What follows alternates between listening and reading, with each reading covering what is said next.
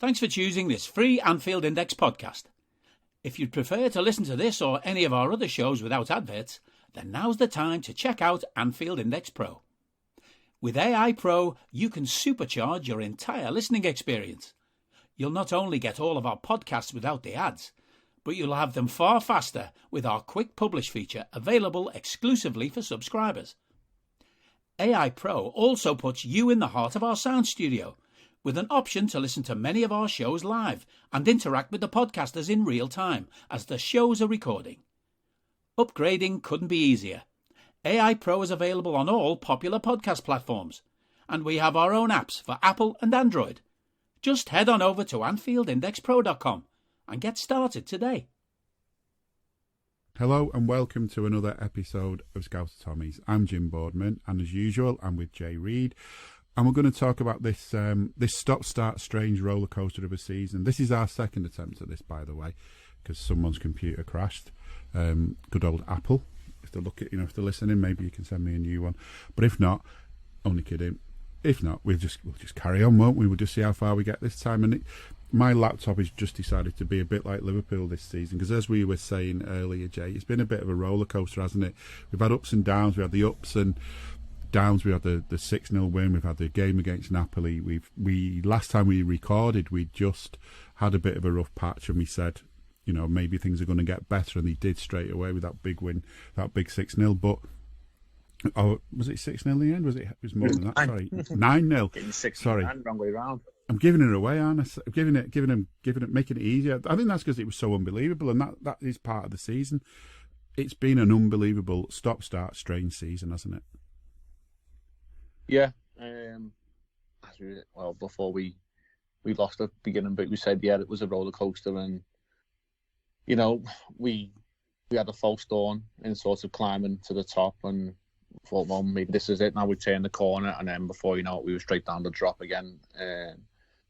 And there was no bigger drop really than Napoli. If anything, it was more of a log flume. We just hit the water, crashed, got soaked. And we all come away heads down and didn't really know where to go next because our clothes were soaked. And usually at that point in a theme park, you just sort of go home and give up, or maybe grab a McDonald's or something on the way back and just drown your sorrows in the back of the car with soggy clothes. But we picked ourselves back up. We found some more tokens. We've gone again, as they say. We had a nice win midweek. We huffed and puffed, but we got there. And maybe it's a blessing in disguise that we're not playing this weekend, because Chelsea, the new manager, and all that, I know they only drew with Salzburg midweek, but Graham Potter is a man I sort of do admire. He's done it the right way in terms of climbing to the top, and you're always apprehensive going into games with clubs with new managers. And I know it's Chelsea, and I know they change managers more than people change their underwear, but it's just one of them things. They're never nice games. We played them 4 times last year. We drew with them every single time. I wouldn't have fancied going in to play them in our current iteration of what we are. So, the lovely international break that we all really look forward to every single 5 times a year for, those brilliant Nations League games that we're all enthralled by, might be a blessing where we can get some lads back from injury. I know if Klopp's to be believed on the injury front, we're probably going to get the likes of Kanate back. Hopefully Jones is somewhere along the line coming back. Henderson might be back, I think, over the international period. And the new lads we brought in, Arthur, I know Darwin's probably going to Uruguay. We can sort of bed these lads in and work on a few things, because we do need to work on them. I think that has to be all and end all. It's not working currently, so we need to find something that does, and we need to find it fast, because we're in danger of letting Cyborg, Haaland and Man City just run away with everything. And just when you thought maybe Dortmund and Jude Bellingham were going to get the better of them, on Wednesday night he elevates his foot 9 foot in the air and volleys over with a back heel, and the inevitable happens. And you don't want to feel like that this season, but we can't let them be like that. And we're the only ones, I think, who can actually lay a glove on them, and we need to sort ourselves out and figure a way out to lay gloves on them, because we don't want the season over before it really began. No, that's right. And I mean, there's not just them as well this season. There's like more oil money, as we spoke about before, has come into the game. So we've got to watch, Newcastle, Chelsea, who were built on oil money, if you like. The current Chelsea are now being, they're being run by someone with even more money, who obviously doesn't seem to like the idea of keeping a manager too long. But as you say, there's that big risk of playing those teams that have just had a manager change. We've seen it before. Even if it ends up being that the manager change wasn't any good, they always seem to get a good first game as players kind of respond and up the game and stuff. So you're right, this international break's come at a good time. One of the things we were talking about earlier as well, and you kind of alluded to it then, is about getting the players working together. And I know some will be away, but we've got a problem in midfield now. At the moment, you could argue the problem is because of injuries, because if every single midfield player we've got was fit, we'd have quite an array of players to choose from, and an array of good players to choose from. But injuries to our midfield are becoming like injuries to our centre-backs a couple of years ago, that there's no one staying fit long enough to have a decent run. We're having to rely on players like Henderson and Milner, who, as good as they've been for this club, and I know not everyone is a fan of either of those players, or one or both of those players, but they are well appreciated. But they're older than they were when we won the league. They're older than they were when we won the Champions League, and relying on them both at the same time isn't helping us.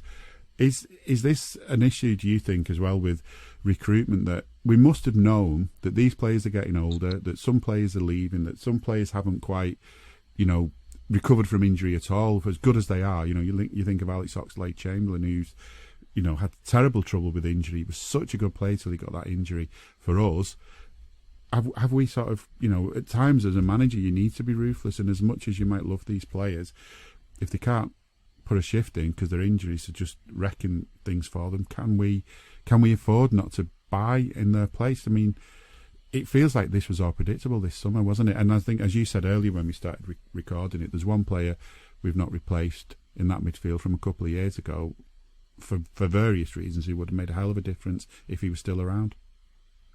Yeah, it's negligence, as I said before we lost that first bit. On somebody's behalf, it's negligence in terms of lack of recruitment in midfield, because it was evident when we let Gini Wijnaldum go. If you let a player go who plays, I don't know, like 3,500, 4,000 minutes, the stats guys on AI who do the pods so brilliantly know exactly how many minutes he played, how very few games he actually missed. You can't let that walk out the door and not replace it, or gamble on the fact that you've got Harvey Elliott and Curtis Jones there, who were a year younger than what they are now, young developing players. We didn't really know what Harvey Elliott was. Probably still don't know what he is. I've got a few mixed views on him, and he's a young kid, so he gets the the advantage of time on his side to develop. Curtis Jones, I don't really know what's going on with him. He seems to pick up a lot of little niggles and knocks. And as you mentioned, Oxlade-Chamberlain is more time in the physio's table than he is on the pitch, and aging legs in Henderson, Milner, even Fabinho and Thiago are now the wrong side of 30, as people would say in the the professional football game. But what we've got in Thiago is a man who runs the game, who changes us and turns us into a different animal, a different beast. And I referenced, like as we'd saying before, I referenced him to Steven Gerrard, and we all thought those days were gone where this man in the middle of the park was running the game, and if he's not there, we're a shadow of a team. And it's negligent that we've got to this point, that we've got to rely on this fella, and he puts more into the game than anyone else. He's a fan on the pitch, which he's not grown up as a Liverpool fan, but his passion is desired, the way he constantly turns to the crowd to get them up. And it was a joy to be there on Tuesday night just to watch him, and he basically relayed everything that we were feeling in the stands. He wanted it more than anyone else, and when you've got someone like that, you've got half a chance. But to only have one really at the moment doing that is a bit of a worry as well. maybe that's something that we need to find within ourselves, the inner desire, the inner fire, the inner passion. Maybe, the complacency word is creeping in, and it's up to Klopp and the boys to ooze this out to the lads and, not give up the fight and, not just be happy with what we've got, because, managers of yesteryear certainly wouldn't have allowed that. It didn't happen on their watch. If you didn't put a shift in, you didn't play, and if you didn't want to be there, you were out the door. And, Klopp's loyalty is a strength as much as it's his weakness, and you'll know better than I will about managers of yesteryear. If you didn't want to be there, then you weren't there for long. So something needs to change. I don't know whether it's the recruitment, whether it's Klopp. Klopp seems to have taken it on his chin and said, like, I thought we were okay, and then I realised that we weren't. Whether he's just the face of the club and saying that to, divert attention, that can only be left to speculation. But I think it's pretty evident that we can't go probably into January and onwards and neglect that part of the field, because we're weak in there, and we brought one lad in the summer. We probably needed 2 or 3. If we can get one lad in January and then another 1 or 2 next summer, then maybe the problem is quickly plugged and turned over and replaced. But at the moment, it's the massive elephant in the room in terms of where our downfall and weakness is. Yeah, it is. It's worrying, and I think we all looked at I always call it the COVID season, that horrendous season when we just lost all our centre backs, and I look back at that season and think that could have so easily been avoided. But and then to say it's easy in hindsight to say these things because we never knew it was going to get that bad. But we now know it can get that bad, and it is worrying. And I think that that means you have got to look at letting players go, and that means even if they're not fully fit. And as you say, the loyalty thing, it's awful to do it, but I think most players would accept that's the situation, and that's how football is. And if for whatever reason, luck, you can call it luck if you like, luck can win you games, luck can lose you games, and luck can ruin your career because of an injury or give you an opportunity because of an injury. I mean, sometimes as a club as well, you drop lucky with injuries. I always look back to Robbie Fowler, that he was quite clearly going to make it at some point, but maybe he wouldn't have got his chances as soon as he did and make the impact he did if it wasn't for injuries. And so, but again, in a way, for Liverpool at the time, it was luck that Robbie was at that stage in his development that he could come in and show what he can do. And at the moment, I don't know, it just seems, I mean, is Carvalho a midfielder? That's a question we were asking earlier before we got cut off. Is he a midfielder? Is he not? Is he, either way, is he the player that we were looking at before the end of last season, thinking this is the player who can make a difference and keep us going? Because no other club stands still. If you want to get somewhere in football and you were really breathing down someone's neck for a season, the next season you're not going to be breathing down their neck if you stand still. You've got to keep up with them, and that's what we just haven't done. We just haven't kept up with them, and I wonder, is it going to get out of our reach? Is the oil money going to take it away from us? Can we not afford to compete with other teams? Is it the owners being frugal? Is the cost of the new stand again? Is that hitting things? The loss of money that we had over COVID, are we still paying that back? I don't know, and it is worrying because I just don't see Liverpool being like this. Usually, it's just, and once you're behind, it's hard to get back again. Yeah, I don't think we're short of cash. I think there's enough experts in the financial world out there who will say we're pretty all right for cash, and the way the club finance these new stands that they've done, they do it in a smart way, so they're paid for in like 4 or 5 years, I think, or something like that. And I'll just say that Anfield Road stand, at the first game I went to was Ajax this week this season. Due to one reason or another, I've missed 4 or 5 games, but that stand is coming on pretty quickly, and it is big and it's mighty impressive. So it's always good to go to the ground and see the developments of stuff like that. But yeah, it's not the £1 billion stadium that Spurs have built, and I know Spurs then got a refinanced the loan and stuff like that, and they've invested a lot of money in the squad because as you say, if you're standing still when you're going backwards in the current game, and You know, if we put where we are, I know we spent a few quid over the summer, but we recouped a lot as well. So standing still when the likes of Chelsea are throwing money around like it's going out of fashion. Spurs have invested a lot. They seem to be all in on Conte. You know, Arsenal are spending money and look to be improving slowly, a young developing team. United, they're spending cash, whatever, you know, the green and gold army say, and Gary Neville on the soapbox shouts about. The Glazers do not refuse to spend money. They put money into that club, and, you know, they take money out, yes, but, you know, there's arguments to be had both ways, but they're certainly not FSG in terms of balancing the books. They're not short in throwing 60, 70 million quid out, you know, so we are way behind in terms of our cash expenditure on players, and obviously City is City. They'll cook the books more than, you know, poor Hollywood on Bake Off. So, you know, it's something that it's just one of the things we've grown to accept it, but should we accept it? That's the thing. Like, we could have just a few more shiny tins in the pot. You know, we were inches away from a title a couple of years ago. We were, you know, a point or two away from City the last few years. We were, you know, so close in Champions League finals against Real Madrid, where, you know, games are won and lost on, you know, moments. You do wonder if there was just a little bit more quality in the team, and being able, you know, when Mo Salah comes off in the Champions League final because Ramos tried to break his arm, that you're bringing Adam Lallana on. It's not the change you want.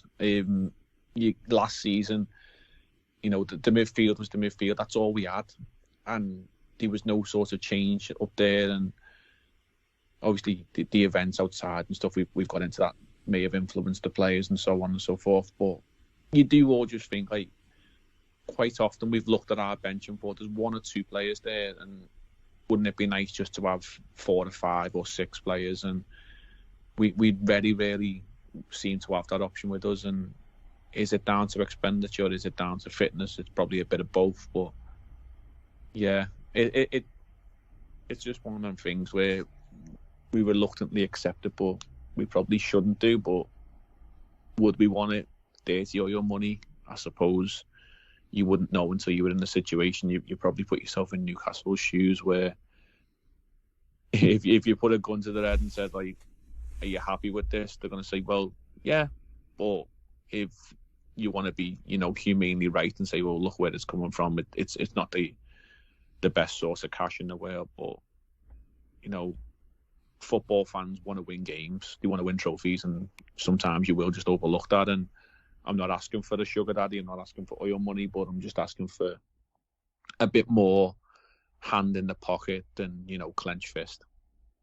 Yeah, I think I've thought about that with Newcastle, and if we were in their shoes or wherever, and we easily could have been. I mean, Dubai tried to buy us all those years ago, and it's not too many steps away from that to what the Saudis are like, for example, and it's still oil money behind it all at the end of the day. In fact, still the same people who were kind of helping Dubai try and help us are the people who in the end help Saudi buy Newcastle. But I think I've worked out, if it was us, we'd probably go along with it, because especially if in Newcastle, like in Newcastle's case, it's have the oil money or probably get relegated in the end, because you can't survive forever the way you were being run then.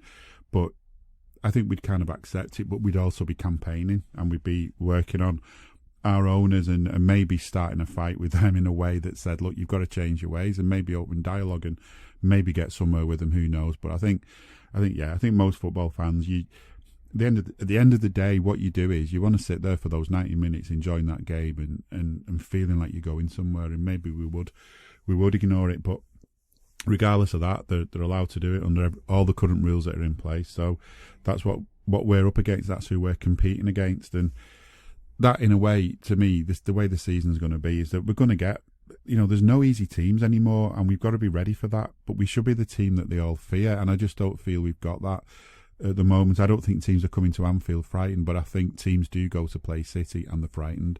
And it's, you know, I've seen it in the past, going back to when Manchester United were winning things. They were going on about how great they were, but the amount of times you'd watch a game and their opponents just basically sat back and waited until they got hammered.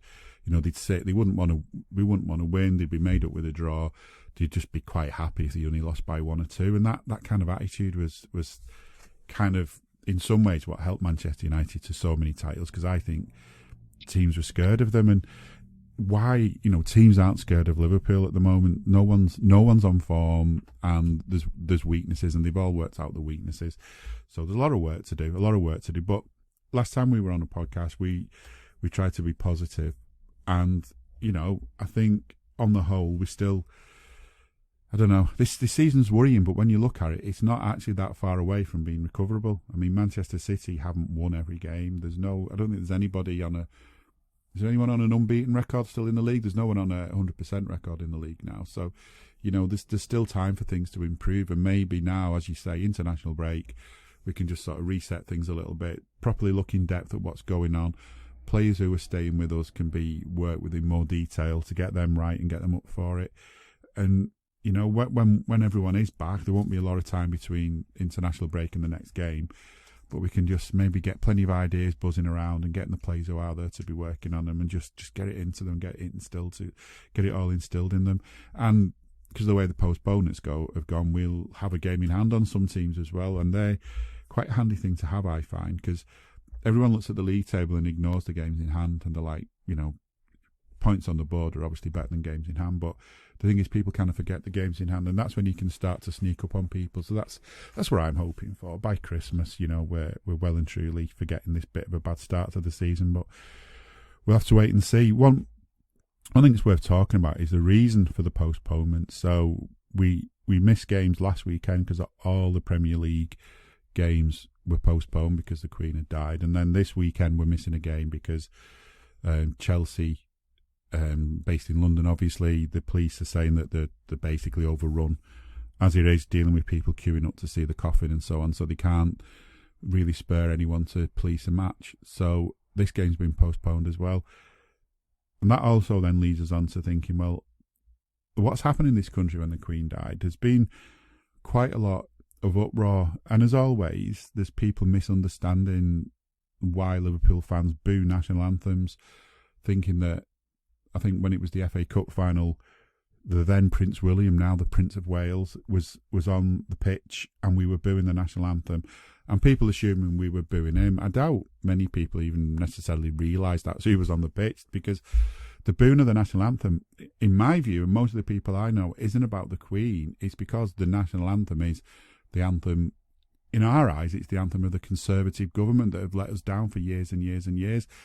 A lot of us might be for or against the royals themselves, but that's not really, in my view, who the anger is against with the national anthem. It's not the Queen that's been going around making us have to eat out of food banks. And I know we could argue on that with money and stuff, that she's got money and she could maybe help more and things like that.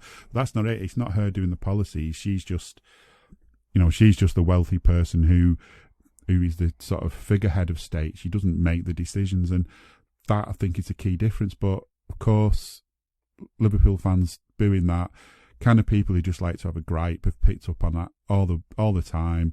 A lot of them are probably Brexit type people as well, who sort of just want to cause trouble. I'm going to say Brexit type people, I'm on about social media. Brexit type people who just love arguing with everybody and think everything's the fault of the French and all that kind of stuff. It's just, it's just taken away from what we're saying. And there was also some fuss. Well, first of all, let's just talk about the other night, the minute silence. When you watch that back, you'll take your own opinion on whether it was perfectly observed or whether it wasn't. And then whether it wasn't perfectly observed, whether it was observed well enough or not. According to social media and certain places, it wasn't done well enough. And then so there's a load of crap thrown our way, basically. But according to people who were there, that wasn't the case at all, was it? I mean, you were there. What was that minute silence like? Well, I'll go with things backwards from what you said. So, first of all, it was never stated as a minute silence. It was a moment of silence. Yeah. Which was stated, and okay, it may have lasted 30, 35 seconds, something like that. And I think everybody knew going into the game it was never going to be pin drop silence in the ground. It just was never going to be that. It was to be widely expected that there will be some idiots, like there is in every single fan base, who will want to make the voices heard for one reason or another. And I think the vast majority of Liverpool fans, myself included, adhered to the silence. I was stood in the cop in 304. If anybody knows where that is, it's dead central, right behind the goal, but 2/3, 3/4 of the way back. And I would say 99% of the cop adhered to it, with a few idiots shouting a few things. When stuff was shouted, there was the other people telling them to shush, and it's sort of the domino effect in terms of somebody telling someone to shush when they've shouted something is then not being silent, but they don't want to be seen to allow people to say obscene things if that was what people were saying. Everyone's got a right to an opinion, everyone's got a right to a voice, and there's crazy things going on where the police are tackling people lying in the streets with a piece of paper, and they're being much more heavy-handed with them than they are with other things going on in the country. But that's for a much different debate. The video that was circulating on social media was sort of coming from, I would say, around like the media area, where there was probably media plants from certain outlets dying for a little bit of, reaction, and there inevitably was. And if those microphones are all over the ground, they are going to pick up a few voices saying the wrong things and stuff like that. And if you listen to it properly, there is people telling them to shush and be quiet and whatever. And it was never going to be wholeheartedly adhered to, because in this part of the world, in this part of the country, it is very anti-establishment. We've gone on about it several times, and this probably comes full circle in terms of back to the national anthem. And like you say, it's not aimed at the Queen or the current king as it now is.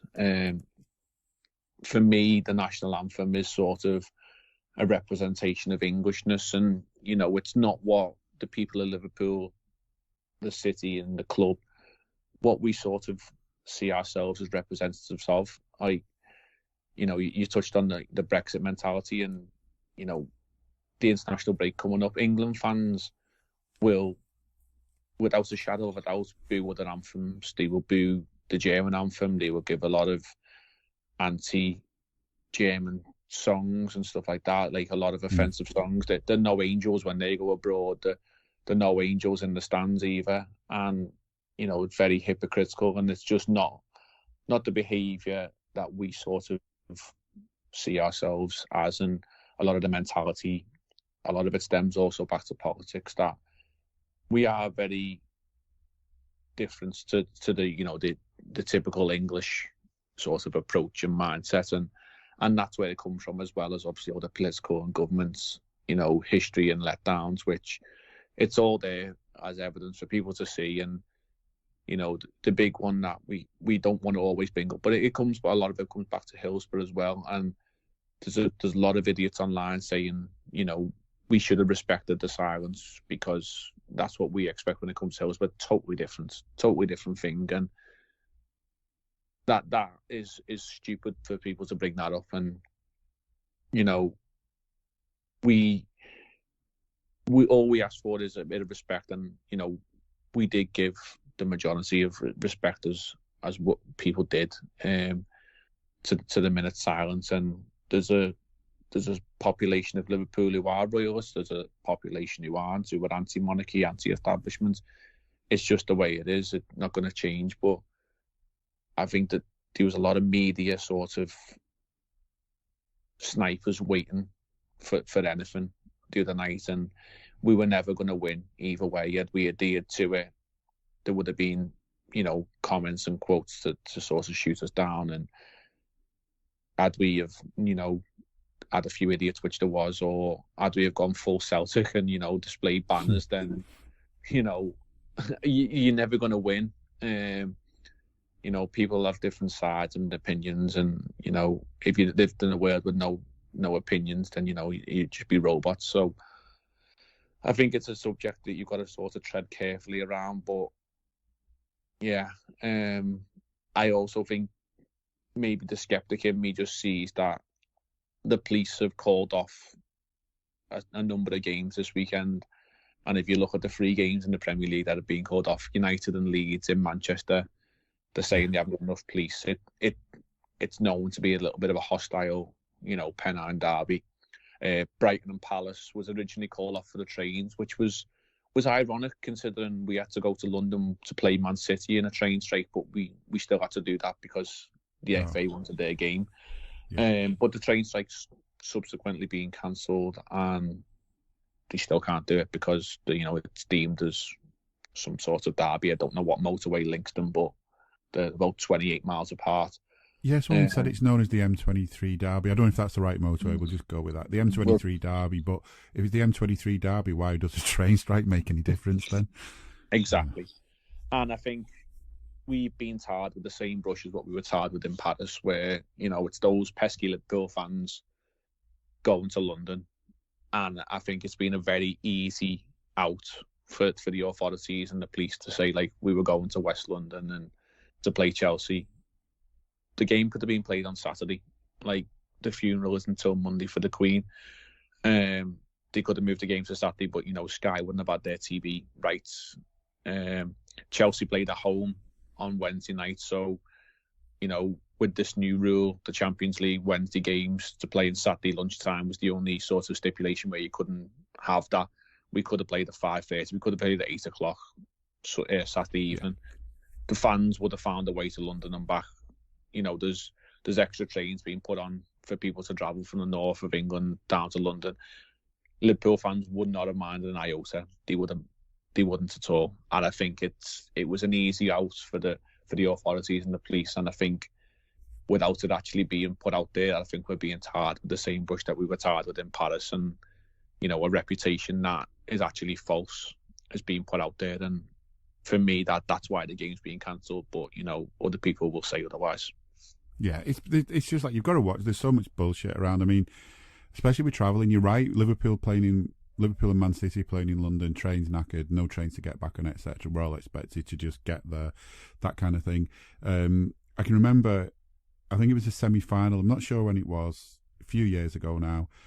Our semi was played. Our semi was due to be played, I think. I'll have to try and get it the right way around. I think our semi was due to be played on the anniversary of Hillsborough, so we wanted it switching. So at the time they had, a semi on a Saturday, a semi on a Sunday at Wembley. So I think it was switched round, and I think it was switched so that ours would be on the Saturday, so it wouldn't clash. And then Chelsea were up in arms, and I'm pretty sure this was coming from official channels. It wasn't just like a few trolls on Twitter. I'm pretty sure it was official, but I'd have to check. Complaining that it would be too difficult for their fans to get home on a Sunday after the match. And I'm thinking, so it's all right for us to get home from London all the way up here in Merseyside, but you in London who have to get to another bit of London on a Sunday, it's impossible.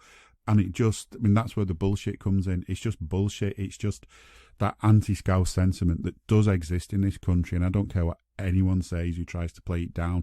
It does exist. It happens all the time. If a few people in a crowd of 50-odd thousand make a bit of a din during a moment's silence, then does that mean everybody in that stadium is an horrible person? No. It means a few people were in the category of maybe horrible, maybe not, maybe they had a good reason for it, but it doesn't say everybody was that way. Most people I know are kind of indifferent about the Queen dying. I mean, I don't know anyone who I think would travel all the way down to London and queue for 14 hours to walk past her coffin, but I wouldn't have a go at anyone who did. If people feel that way, then let them. I think from a grief point of view, a lot of people have felt bad because it's reminded them of their own grief. I mean, personally, my dad died during COVID. It was very difficult to do anything. It was difficult to have a normal funeral service and everything else. Difficult to work out how to travel. And what we did was we walked from my mum and dad's house to the cemetery round the corner behind my dad in the car in the hearse. And the processions and things in London have reminded me a bit of that. But so to me, I think most people are thinking someone's lost someone, it's just the way we are. We respect people when they've lost someone. But this idea that, we're all the same, we're all animals basically because a few people make a din. He's just that's the kind of narrative that fed into everything that happened in the 80s with football, because every football fan was painted the same as the minority that caused trouble. And because of what happened with Liverpool in the 80s in Heysel, we got it even more. And again, it was a minority of people who did wrong. No one is saying they were right to do what they did at Heysel. They weren't. But I didn't do it. I wasn't there. I was still at school, I think, at the time, and you weren't even around probably. So, why do we get it? And it's just because there is this anti-Scouse sentiment. And it's that anti-Scouse sentiment that basically had the government wanting us to go into managed decline all those years ago. And that's what we're angry about. The Queen and the King and all that is maybe a little bit of a separate argument, as you said. But, don't tar us all with the same brush and don't treat us that way. Have a bit of respect for us as well. Maybe you'll get some back. Yeah, I mean, I'm not bothered in terms of what people are doing. I think it's a little bit mental what people are queuing for a day or 12, 18 hours, and I don't think she's even in the box, to be fair. I think that, yeah, it's too much of a security risk in it. She's somewhere else. I mean, and not only that, why would you leave a body laying in a hall for 4 days? No. A dead body. She's kept in a cryogenical freezer somewhere. Don't be silly. But yeah, you crack on if that's what you want to do. If it makes you feel a little bit better inside, then yeah, go with it. But it comes as no surprise that the poor old lady did actually die. She was 96. She looked very frail. And as the saying goes, she had a very good innings, and she gave her life to a duties and stuff like that. But it's not for me, royalism and stuff like that. I don't really see the point in it. I know the people who is. So Monday, for example, I'm going to take my dog for a walk on the beach and take myself away from the whole thing because, I'm quite honestly, I'm just fed up of seeing it on the telly, and It's everywhere you look now. And I want a bit of normalism back in my life, and the fact that football's gone as well, doesn't really help. The one thing that a lot of people who probably listen to this podcast see Liverpool and see football. Sorry, Siri seems to disagree with me there on my watch. One thing that people do want in football is just to take them away from reality, that 90 minutes or whatever, or to listen to a podcast an hour or two a day. It takes you away from what's going on in the world, and you can sort of be in your own little bubble. So that's what I'll be doing on Monday. I won't be, plonking myself in front of a telly with tea and biscuits and sobbing into a hanky. But that's me, and if people want to do that, then that's fine. But, don't judge me for doing that, because, there'll be other people all around the country. But, if I'm, as a Liverpool fan, as a Scouse person, puts out there that, I'm spending my Monday on the beach with the dog and taking a 3-hour walk, then I'll be vilified because of where I'm from and the club I support, and that's just wrong. But it'd be fully expected if I did do it, and I just don't know how the country operates like that, and that is why as well we've got to be in our bonnets about it, because you got idiots out there like Carl Froch and the Middleton guy off SAS saying we should be made to watch this program on Monday, this procession that goes on. That is why we just don't agree with the establishment. We don't want to be told what we have to do.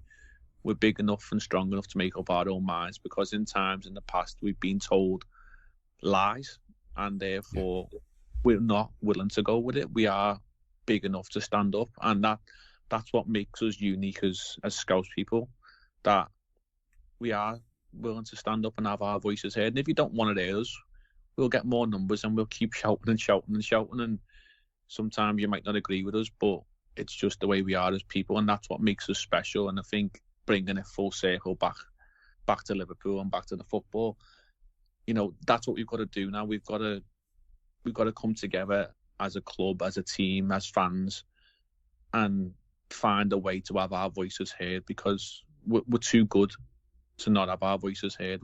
We've got too many good things going on for us at this current time to not be, told to lay down and just roll over. We need to come together and stand up and fight, because there's things there for us to be taken in terms of trophies and matches and so on. So, yeah, it was a long-winded way of getting there, but I've sort of probably brought it back to what we actually need to do now going into after international break, pre-World Cup period. I think we've got something crazy like 9 games in October. We need to rally and we need to come together as people and fans as a club. Yeah, I mean, just quickly as well, just to finish off that whole royal family stuff. There was some questions being raised as well, because Liverpool were one of the last clubs to kind of say, "Oh, we're terribly sorry the Queen's died," or whatever social media messages that went out. A lot of them probably cut and paste off each other.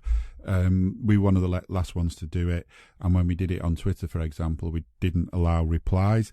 You wouldn't allow replies on a tweet like that. If you've ever looked after a social media account that's got any kind of partisan element to it, like, for example, a football club's social media site, you know what kind of crap you get, and straight away there would have been people writing bile underneath it. And wherever you think, if people do respect the Queen's died, and they do want it to be remembered and all the rest of it, then what happens is you just put that message out there and you let them do that. And anyone who isn't a fan of that message, they can just scroll down to the next thing. And then what the next thing will be is football. And what the thing will be above it is football. Because that's what Liverpool are for. And that is what we've said time and again on this podcast and across Anfield Index. I'm sure that football is your distraction from real life. And when times are good, it's a really good distraction to have, because it's football. It's what you live for. And yeah, we've got to find other things to do. You'll be walking the dog. I'd probably, if I can't think of another excuse, I'll probably finally tidy this room up that I'm sitting in, that I've been meaning to do for weeks. Other than that, though, yeah, I won't be watching the telly unless I can get hold of it and watch Netflix or something. But that's fine. That's what we do. And if we were going to be forced to watch things, isn't that what we fought for? Well, what our grandparents fought for in the world wars was freedom to do what we choose to a certain extent. Being forced to watch something on TV sounds more like something Adolf Hitler would have imposed on us. So whoever's coming out with stuff like that maybe needs to have a bit of a think about why they're saying stuff like that. But football, I wouldn't force anyone to watch football, especially some of our games.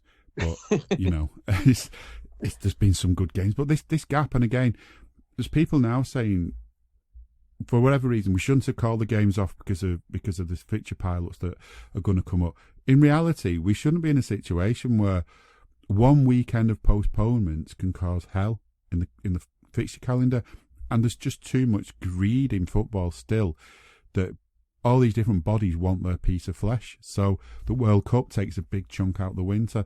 The football season doesn't end that much later and doesn't start that much earlier to make up for this loss in the middle. And that's partly because you know full well clubs are going to be looking at next summer, how many friendlies can we fit in lucrative places overseas? And UEFA are not going to sort of cut down the Champions League a bit. In fact, they want more games. It's just money, isn't it? And there's no one running the game in sort of overhead.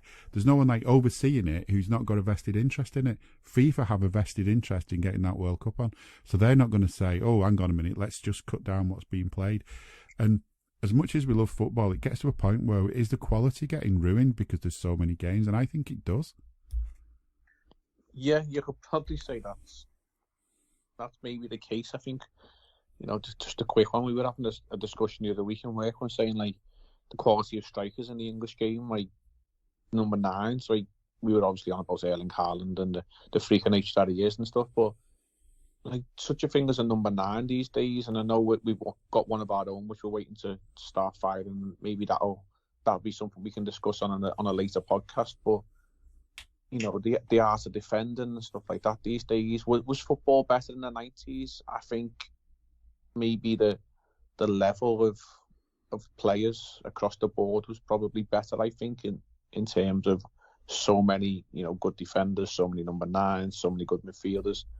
It seems a lot more, as you say, diluted now because everyone wants a piece of the action, and there's only so much of the pie that'll go round. And Klopp bleats on all the time, like we're playing too much, there's too many games and stuff like that, and he gets vilified for it. But he's right, because as much as we love going to football, you want to see good football. And then if it is the case that maybe this season our players are just absolutely, worn down, there's no tread left on the tyres, we do need some new ones. But, you know, if you keep rolling these tyres out, eventually they're going to pop and they're going to burst. And, you know, you can't keep doing it forever.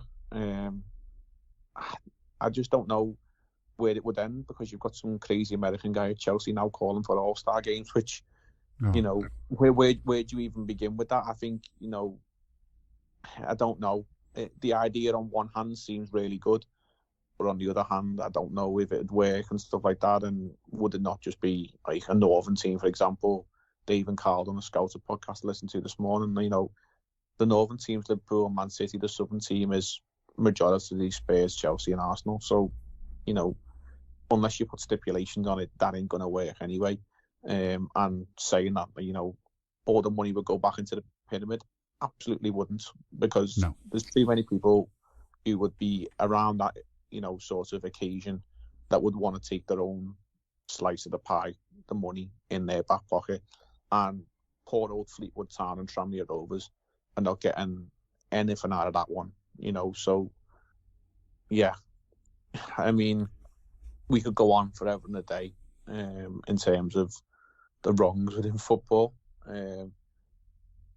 You know, maybe the international break is something we need, because, you know, as you said, it's a distraction that we all want in terms of having football and supporting Liverpool. And yeah, we've said earlier on that we probably do need a little bit of time away. And as much as, you know, you're conflicted in terms of what's going on in the UK if you live here and all the royalty and stuff like that, that would probably be over by Tuesday and Wednesday. And, you know, you are going to be bombarded with international football. The only good thing I can say that is coming out of it is there's some lovely World Cup kits coming out. And if you are a fan of kits, and especially international kits, because they don't have sponsors plastered all over them, there is some really nice ones coming out there. And, you know, I might have to delve myself into a couple of international shirts just to, you know, please myself, because I have this pride thing where a lot of Scouts people do, where you don't wear your club shirt, but you'll wear shirts of other clubs. You know, the cap thing is a big thing at the moment for those lads who go away from home. They collect caps. I sort of wear foreign shirts, you know, for around the house and stuff like that. So there's a couple of nice ones coming out. So if you are looking for something nice in football at the moment, do check out a couple of international football shirts. The Dutch one looks splendid on Virgil as well, I must say.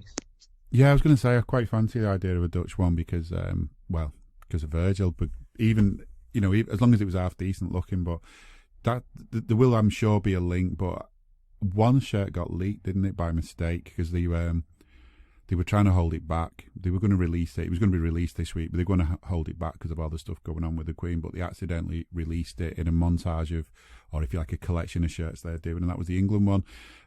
So have you seen that? Have you going to get your hands on that one? Can't see it myself. No, it looks like Mike Ashley, Sports Director, come up with that one in about 4.5 minutes. It's bad, isn't it? But yeah, I mean, I suppose it suits the team.